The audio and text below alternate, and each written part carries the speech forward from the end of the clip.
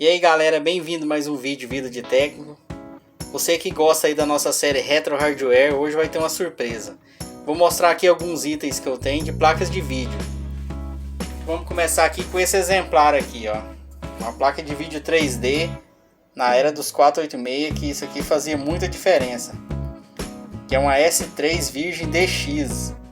Isso aqui é para rodar os jogos 3D bem no comecinho aí dos anos 90. Significava muito, né?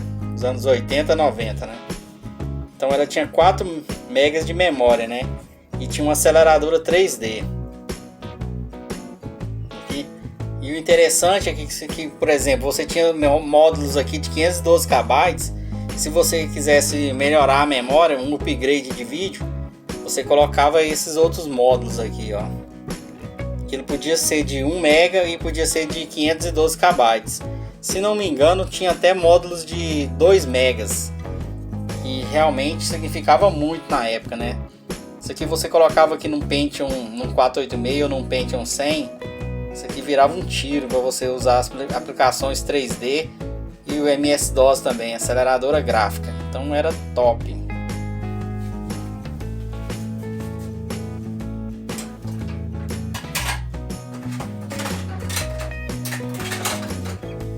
Outro exemplar que eu vou mostrar para vocês aqui.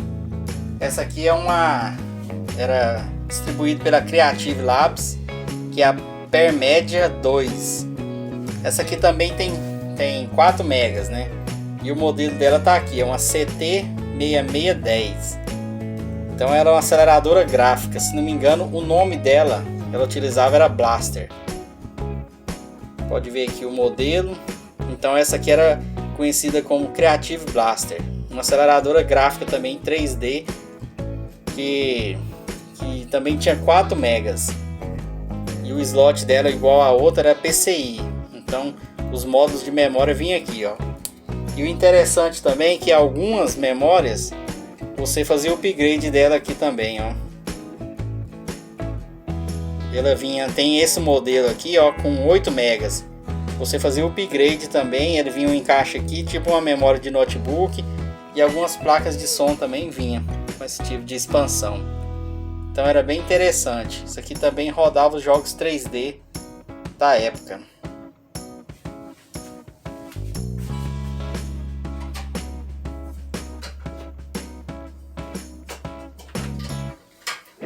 Essa aqui é uma placa já mais moderna, PCI também.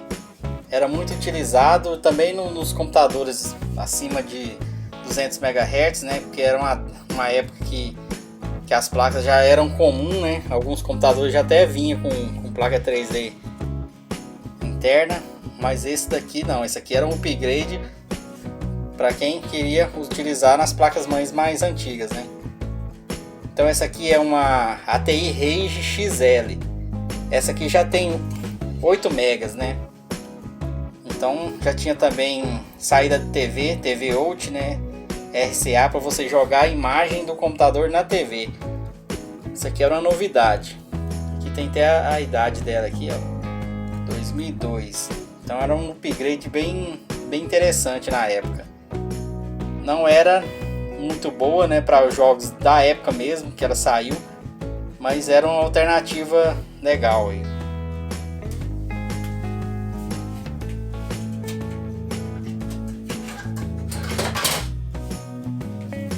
Essa aqui é um exemplar parecido com a outra que a gente viu agora, também de 8 megas, só que com opção de AGP. Você podia ver aqui que o AGP aqui já era compatível com o AGP 4X, porque o AGP 2X não tinha esse modo aqui, ó. Não tinha esse corte, então encaixava tanto no AGP compatível 2X ou 4X. Você pode ver aqui uma ATI Rage também, 8 megas. E era uma alternativa interessante, né? Igual a outra, até um pouco melhor do que aquela PCI, porque o AGP acelerado Port Graphics era mais rápido, né? Então era bem mais interessante.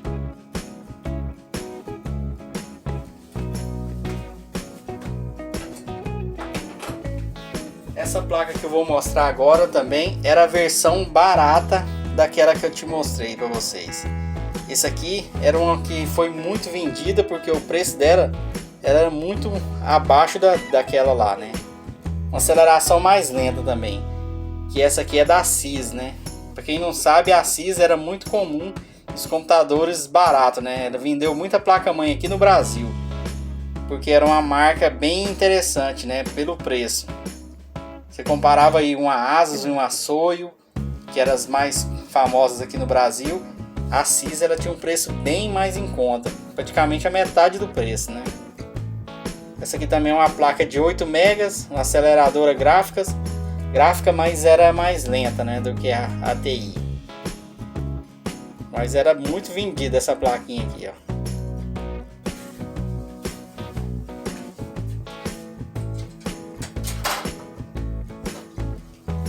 Vou mostrar agora para vocês uma placa que já é mais nova, né? Mas uma versão bem mais atualizada, né? Essa aqui era o sonho de consumo de muitas pessoas, que era a 9600 XT, que é uma Radeon. Essa aqui já tinha 128 megas, então era uma placa bem interessante, né? Mas ela tinha um defeito, né? Ela era bem cara, né, na época. Então não era qualquer um que conseguia adquirir uma placa dessa não. Muitas vezes você custava comprar o seu Celeron lá, o seu Pentium, o K6, né, que era bem comum na época, mas como diz, você dificilmente conseguiria comprar uma placa dessa porque era praticamente o preço do computador. Então você tinha o gasto no PC e mais a aceleradora gráfica 3D, né, que essa aqui era muito potente. Eu lembro até que eu tinha uma placa dessa aqui, ó. Conseguia rodar o Real Tournament em altos FPS, rodava o Painkiller, os Need for Speed, né, os Need for Speed Underground 2, rodava beleza. E era também uma placa que algumas lan houses tinha, né, para rodar os jogos, né. Vou mostrar aqui para vocês agora uma placa que era melhor que aquela, era mais ou menos concorrente, mas essa aqui era bem mais parruda, né? Essa aqui é uma placa também de 128 megas e era da Nvidia, né? Que é a conhecida TI 4600. Eu tinha TI 4200, né? Eu conseguia rodar muitos jogos nela. Mas essa aqui era o sonho de consumo muito mais cara do que ela e um desempenho muito mais agressivo, né? Então essa aqui era o sonho de consumo para rodar os jogos no máximo de qualidade e FPS. Uma placa bem desejada, né? Muito bonita. Essa aqui é da Asus, né? Então olha aqui que interessante, ela já tinha o DVI. E agora eu vou mostrar para vocês a minha placa querida, é a preferida que eu tenho aqui. Tem poucos dias que eu adquiri ela, eu nem cheguei eu só testei ela, eu praticamente não utilizei ela para rodar alguns jogos antigos. Que é a minha querida Voodoo.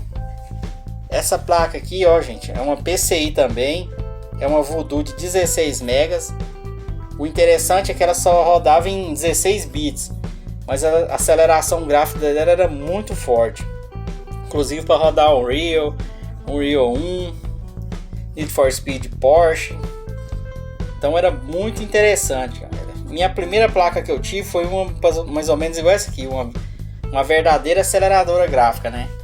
Que na época eu tinha um K6 350 MHz e eu tinha 32 MB de memória, né?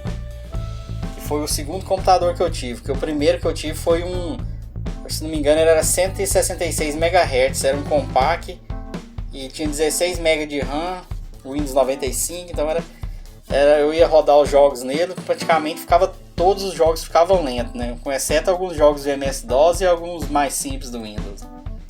Mas quando eu adquiri com esse K6 e comprei uma placa, essa aqui é a Voodoo 3000, só que o que eu adquiri era a Voodoo 2000.